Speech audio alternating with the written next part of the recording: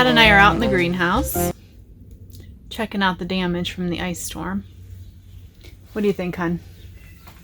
I think we have a situation, and I think we have to go back to the planning. Go back to square one. Figure out what we want to do. Figure out something that's more durable for the top of this windy hill. Yeah, more durable and something that holds the heat. So I think, we're just going to figure out how to make the frame work, but I do need to insulate it and maybe use glass instead of plastic. Right, which we have lots of glass windows that Brad has collected over the years. So just be like kind of repurposing them. Yeah. So see, like up here, I don't know, am I getting that? It's ripped, and then the whole one side ripped up. But January and February and March and April, those are all months that we don't actually do any planting, so we can do lots of planning. And I actually got my first seed catalog in the mail over the weekend. I think it was on Saturday that I got it. Usually I don't start seeing those rolling until January. So that was a little bit exciting. So yeah, Brad's going to do some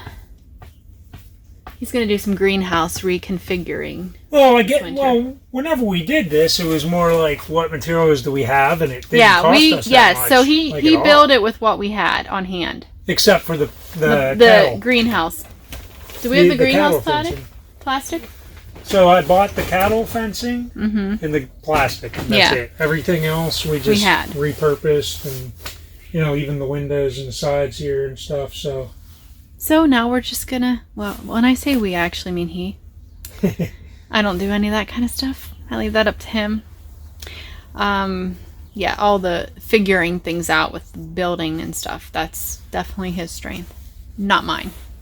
So yeah, as you can see, this entire side, the whole way, except for maybe like 3 feet back here, just completely ripped. So.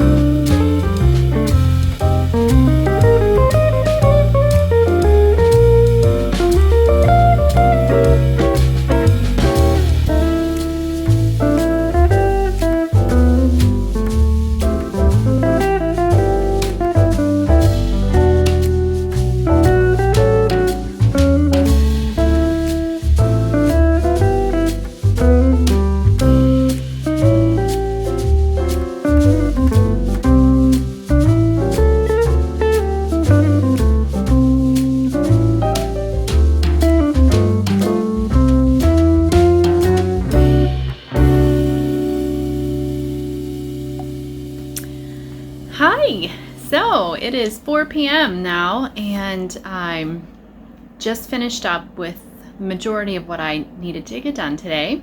So I thought I would jump on here and have a little chat. I'm going to put all of the information down below as far as any links or any information regarding the homemade vanilla extract, as well as the recipe for the honey vanilla simple syrup.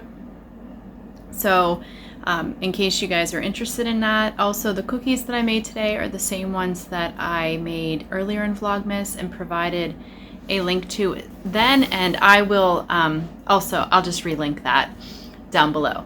So today has been a beautifully sunny day, which is so nice. We are actually going to be getting some really cold weather. I think a lot of people are going to be getting some really cold weather here in a couple of days. I think ours, I think it moves in on Friday, like early Friday morning. And it's going to be nice and frigid for Christmas. I don't think we're going to have snow though. I don't know. I haven't heard anything about snow. I've just heard really cold temperatures. So, whatever. Can't control the weather, right? Only can control what we wear when we go out in the weather. Tomorrow I'm actually going to be working at Ispiare. So I worked at Ispiare as a barista for 2.5 years. Whenever they opened in 2020 in our town, I started there. And then I worked up until September of this year. And I loved it, and I loved talking to all the people that came in from the community. I met so many people. I enjoy making coffee for people, but it was hard on my daughter. I homeschooled my two youngest. My oldest, who is Sergey, he actually went to private school, and then he went to the local Vo-Tech. But Ian and Lily, my youngest two, I homeschooled their entire career, educational career. And so as they've gotten older and gotten into high school, they were taking more online classes. I wasn't needed as much. I was feeling a little bit like I don't know what to do, you know. So that is why I originally got the job as a barista at the coffee shop. But after working there for 2.5 years, my youngest, Lily, said, and I could tell like the last year that I was there, it was really hard for her, for me being away. And I only worked part-time, but it was kind of hard because if there were any problems with her schoolwork during the day, I'd come home and I would be tired, and she wouldn't feel like dealing with schoolwork, you know, really late in the afternoon, and I didn't feel like dealing with it. And so we just decided as a family it would be better for me to come back home full-time, which is what I did before I worked at the coffee shop. And so I did. In September I left the coffee shop, but I'm going back tomorrow to help because this is the week leading up to Christmas, so it's always been a busier week. And I worked for our town's light up night because it's crazy at the coffee shop that night. And so it's fun just to be able to go back and help as needed. I really enjoy it, and I get to see all the regular customers, and yeah, it's fun. And I am excited to go in and work tomorrow because I haven't worked since, well, I worked in November, but it was fun. It was fun to work. I don't want to go back to working like I did. There will be a day for that once Lily is out, once all my kids are out and they are doing their own thing. But right now I really feel called to be at home with them, and I really enjoy being at home and doing all the homemaking stuff. It's really a pleasure for me to do. It's not, in my mind, it's not drudgery. In my mind, it's a blessing to be able to do that. And so I want to just kind of cherish these, last couple of years I have to be able to do that, because I really do have the rest of my life to work. So because, it's important to Brad as well for me to be home. We make it work, and it's a blessing. So anyway, but I am excited to go in and work a little bit tomorrow and see some people who I haven't seen for a while. Yeah, so anyway, I'm going to go ahead and get back to what I need to finish up. Got some laundry going. I went down today and there was so much laundry. Probably because I didn't do any over the weekend or yesterday. It's funny how fast laundry accumulates, isn't it? So, okay guys, well, thank you so much for watching. And thank you for your comments about yesterday's vlog. We had a great time. We didn't stay at the Christmas market very long. So we parked in the parking garage. We walked to the market, which wasn't that, it was probably a 5-minute walk. And then we walked through once, and then we left and went back to the car. And by the time we got back to the car, it was 40 minutes.